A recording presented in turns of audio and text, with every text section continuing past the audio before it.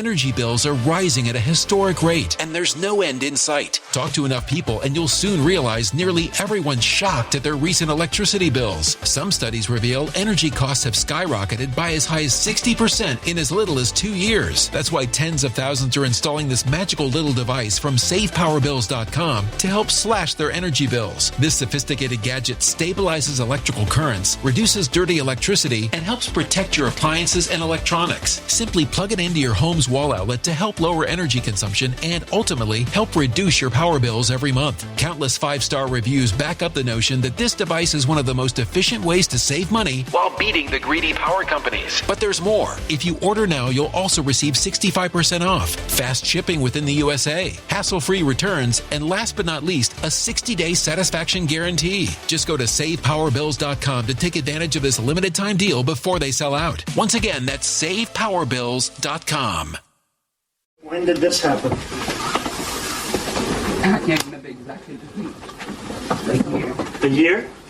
More than years. Mayor Mamdani inspecting broken floor tiles in an apartment on Clarkson Avenue in Prospect Lefferts Gardens, getting a first-hand look at the deteriorating conditions, from an eroding bathtub surface to a rust-covered, corroded bathroom pipe. So Zoran Mamdani has only been mayor of the city of New York for a couple of days, and one of his first stops as the mayor of the city of New York was to visit dilapidated apartments that are owned by a realty group called Pinnacle Realty Group to show the absolutely disgusting conditions that are present in these particular apartments, to make the case that these corporate landlords are the big problem. They're the ones that are making lives for tenants absolutely disgusting and terrible in every possible way, and that the city of New York and Mamdani's communism in particular happens to be the solution to all of these tenants' problems. But the thing is, when you actually examine this particular apartment, this particular building that Mamdani is in, and in fact Pinnacle Realty Group overall, what you ultimately end up discovering is that the reason why these apartments are in such disrepair is because of policies that Zoran Mamdani himself supported at the state level and continue to support as the mayor of the city of New York. So what's ultimately happening right here is that you're witnessing the consequences of Mamdani-style policies in effect, and he's using that to push more of those very same policies, and that is what I'm going to break down for you guys today. But before we do, I want to thank everybody who supports this channel via actualjusticewarrior.com/join. Give me the money. Give me the money, okay? And red paint splashed about. And you told the landlord about this? Yes. And what was the response? Call some numbers, but nobody want to do anything about it. Residents in this same building and in others owned by the landlord Pinnacle Realty say they've experienced similar conditions, from leaking bathroom ceilings to moldy drywall. So look, obviously what you're seeing right here is terrible conditions in these particular apartments in the city of New York. This one happens to be located in the Flatbush area of Brooklyn, which is a very high-end area where market rate rents for a studio apartment can range from $2,000 to $3,000. But the thing is, if you're in a terrible apartment like this, if nothing is getting fixed, if your corporate landlord is so evil, bad, and terrible, the question should be, why are you staying at that particular location? And the reason for that is because even though market rent is $2,000 to $3,000, the rent at this particular apartment is $965. This happens to be a rent stabilized unit, and because of that, all of the tenants in these buildings are refusing to leave, no matter how bad the conditions get, because the rent is so below market value, they don't want to go somewhere and actually pay market rates in order to have better conditions. This Romulus, age 48, lives in a Flatbush studio with 2 young adult sons, a teenage daughter, and the children's father. So that's 5 people living in a studio apartment for $965 a month. And don't think I didn't notice that the children's father is not named the husband in this article, because very likely they're unmarried in order to maximize other benefit. Now, it's owned by Pinnacle Group, which declared bankruptcy in May after years of being dogged by complaints of disrepair and poor maintenance. Ms. Romulus says she cries every day about neglect in her home, a pipe in the bathroom that is rusting, the kitchen and bathroom floors are cracked. Recently, she said a chunk of ceiling plaster fell onto her teenage daughter while she was laying on the top bunk covered in stuffed animals. So again, you have 5 5 people crammed into this apartment. The mom and dad are unmarried because they're gaming the system. So already what we're seeing right here is that tenants want to have it both ways. They do not want to pay the cost to actually live in this apartment. They want to take advantage of the rent stabilization program while at the same time expecting the services and amenities that come from an apartment that is actually solvent. And by the way, the New York Times actually breaks this down in a wonderful article, a surprisingly good article, where they talk about how, yes, this woman says she cries every day, but in reality, Mamdani should be facing up to the trade-offs of the policies that he in fact supports, because this is the direct consequence of rent stabilization and rent control, which Mamdani is an advocate of. But instead, we get a lot of propaganda about Pinnacle Realty Group and how terrible they are as a real estate company / property manager. Tenant unions rallying in response, demanding stronger tenant protections. On his first day in office, Mamdani made his first major policy announcement, signing 3 executive orders aimed at protecting tenants and fast-tracking housing across the city. He said this building, along with 92 others owned by the same landlord, is currently in bankruptcy proceedings and set to be auctioned off to a new owner, one who also ranks among the city's worst landlords. Now look, despite all the propaganda about landlords, corporate landlords, or companies in general being evil and bad and inherently terrible for society, in reality, it is best to think of companies, corporations, and these corporate landlords as amoral actors. What they're essentially trying to do is follow incentives in order to make money. But the problem with this particular building, and in fact most of the buildings held by Pinnacle Realty Group, is that they are not in fact making money. They're rent stabilized and rent controlled, and this is why the company that's actually behind this building is going bankrupt. So Weiner's Pinnacle Group, which is the landlord in question, owns 93 multifamily residential properties comprising of about 5,200 apartments predominantly located in Manhattan, Brooklyn, the Bronx, and Queens. Now, with rents sky high in the city of New York, you would assume that owning 93 properties comprising of 5,200 apartments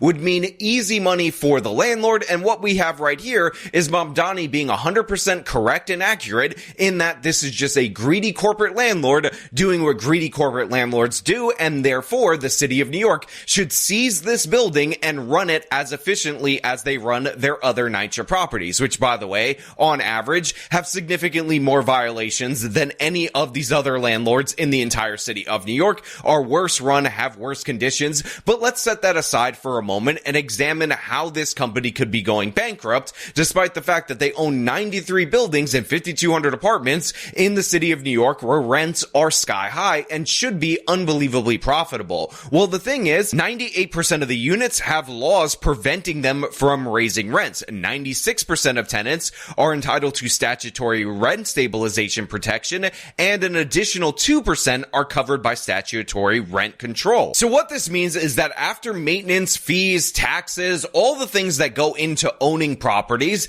these 5,200 units only produce $27 million in revenue, and even though that's after all the fees normally associated with owning a property, that's actually before debt service, because guess what? They have about a $500 million mortgage, or mortgages totaling $500 million to cover all these different properties, and again, just $27 million in order to pay off that $500 million in adjustable interest rate mortgages. And guess what? Interest rates have obviously gone up, so that means that the buildings are completely insolvent. There is no way to make money off of them when you factor in all the costs associated with that. Or even that $27 million in revenue after maintenance fees and upkeep and all the costs associated like property taxes and whatnot is also incredibly deceptive, because that doesn't necessarily come from rental income, because in the same year, what we end up finding out in another portion of the bankruptcy summary is that they made $26.3 million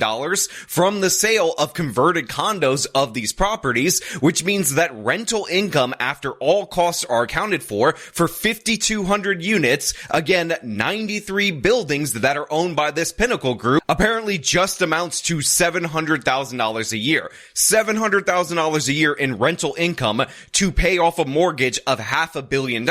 And yeah, this is why the buildings are in bankruptcy. This is why they're going under, and this is why they're trying to auction off at bargain rate prices these rent stabilized units, because again, they're absolutely worthless in terms of actually matching the debt. Now, of course, normally if your rent is way too low in order to cover operating expenses and you're a landlord with all these properties, you would raise the rent. But rent stabilization and rent control prevent that from being able to happen. Therefore, you end up with a lot of buildings in complete and utter disrepair. Now, look, obviously the solution to this would be for them to be able to raise their rent in order to make their buildings in their portfolio solvent. But I understand that a lot of people don't have sympathy for a corporate landlord that bought all these rent stabilized properties when the math doesn't work out, because they say, hey, you took the risk. That is completely on you. You knew what you were getting into when you bought into these properties. But the thing is, that's also completely not true, because one of the strategies of this particular corporate landlord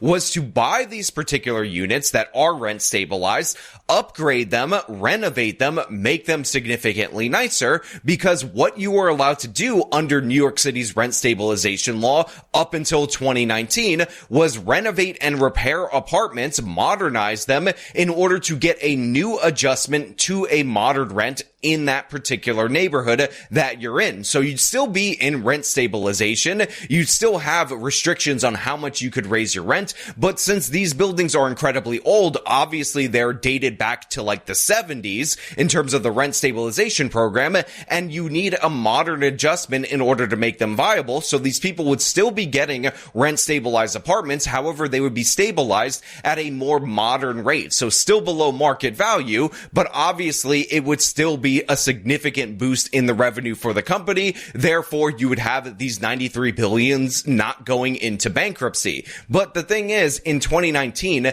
there was a progressive wave that invaded the New York State legislature. They passed a rent control law, and in that rent control law, they actually removed the ability for landlords to do this, thus making overnight all of these investment properties completely not viable. Rent stabilized apartments are Energy bills are rising at a historic rate, and there's no end in sight. That's why tens of thousands are using this amazing little device from SavePowerBills.com. It's a small but smart gadget that stabilizes electrical currents, reduces dirty electricity, and helps protect your electronics. Just plug it into your home's wall outlet to help lower energy consumption and ultimately help reduce your power bills every month. Order now to get 65% off plus many free bonuses before they sell out by going to SavePowerBills.com. That's SavePowerBills.com. Order now. highly sought after in New York City, but the number of those available for renting is the subject of a just-released report from the nonpartisan New York City Independent Budget Office. The IBO says that more than 13,000 apartments sat vacant for at least 2 years between 2021 and 2022.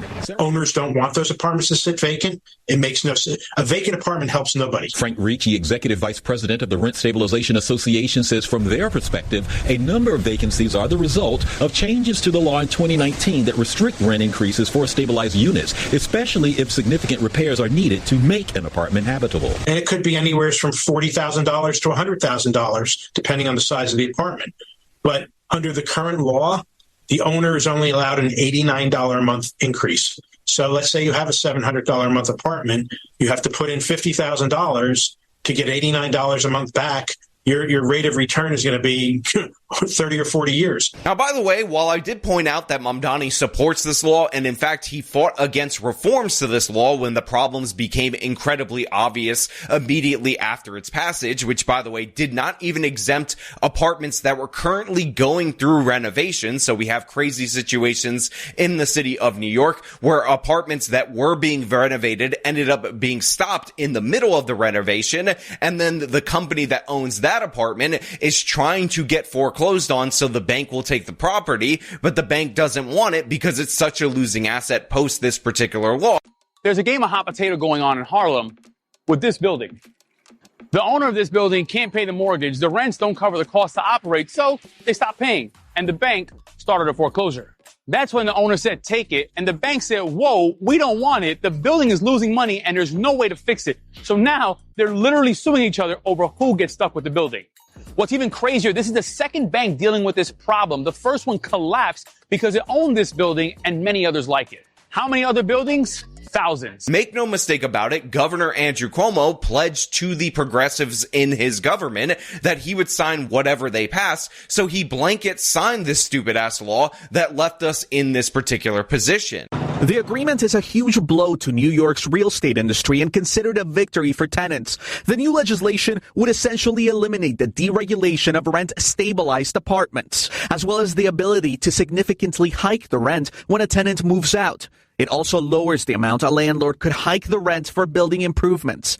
There's also new protections for all tenants, such as limiting security deposit to 1 month's rent, making unlawful eviction a Class A misdemeanor, eliminating blacklists for rental agencies, and protection against retaliatory evictions. We've been fighting for 2 decades for some of the laws that will be in the bill. And while Governor Cuomo has pledged to sign whatever bill eventually makes its way to his desk, I believe it is a step forward. This is the best bill they can pass.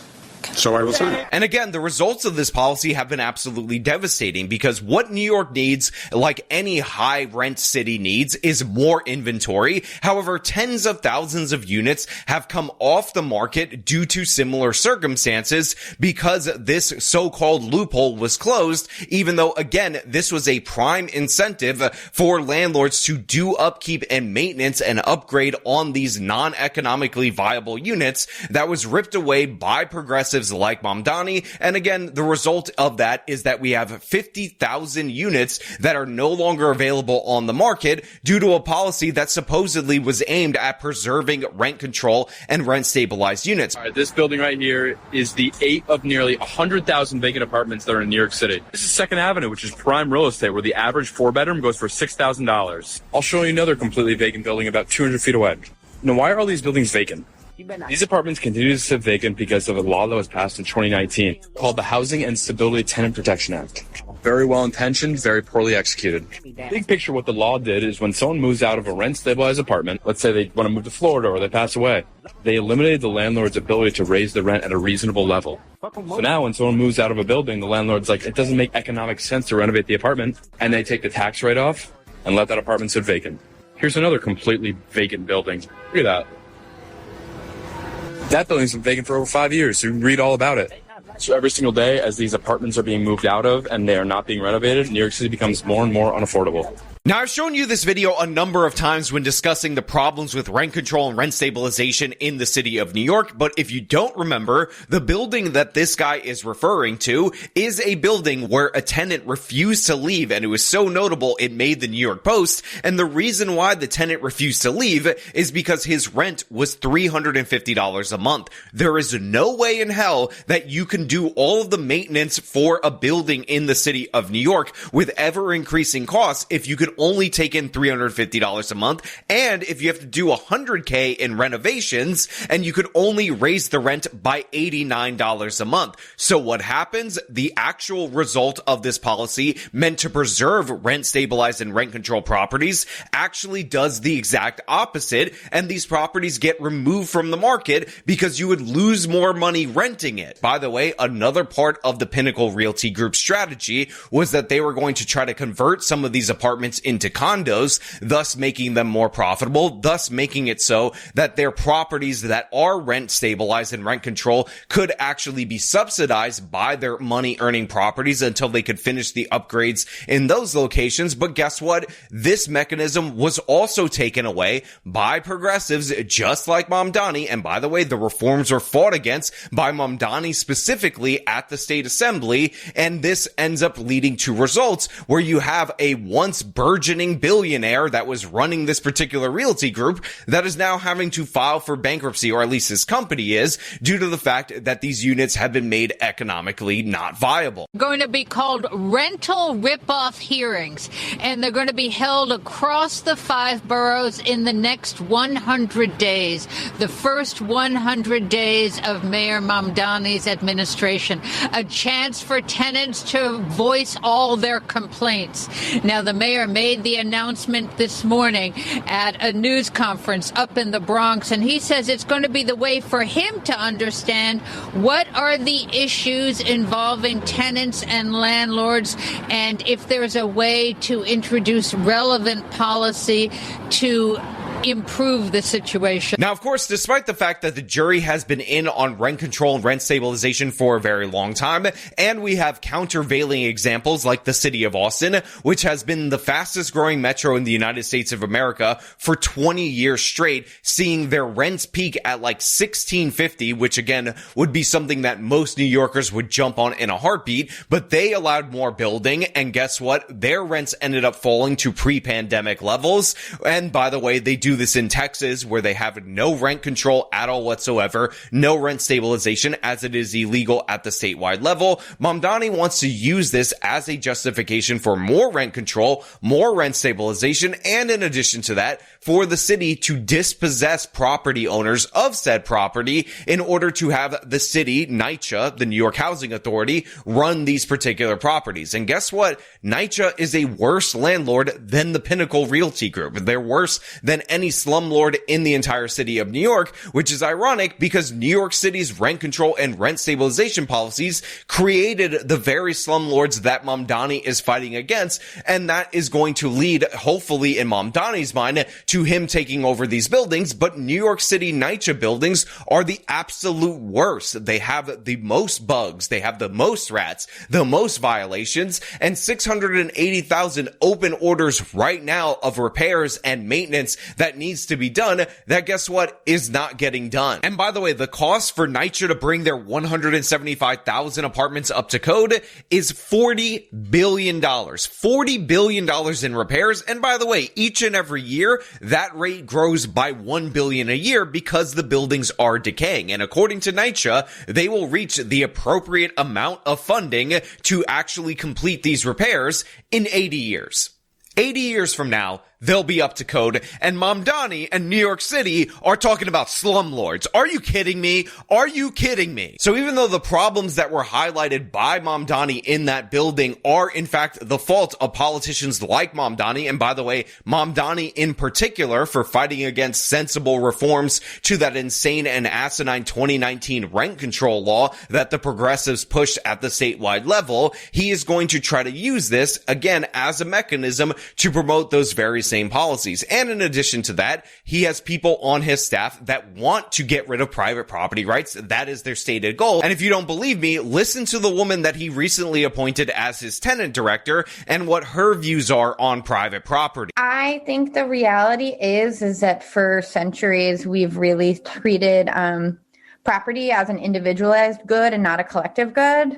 And we are going to transitioning to treating it as a collective good and towards a model of shared equity will require that we think about it differently. And it will mean that families, especially white families, but some POC families who are homeowners as well, are going to have a different relationship to property than the one that we currently have. Now, to make matters worse, this woman also referred to owning a private home as a mechanism of white supremacy. So obviously, these people are absolutely crazed in every possible way, and they don't even give a damn that the policies that they advocate for hurt the very people that they're allegedly trying to help, because they want to destroy the system in order to gain more power for themselves, because this is what communists always do. So we're only a couple of days in to Mamdani being mayor. He's already inadvertently exposing his own policies, but unfortunately the majority of people, because he did win his election,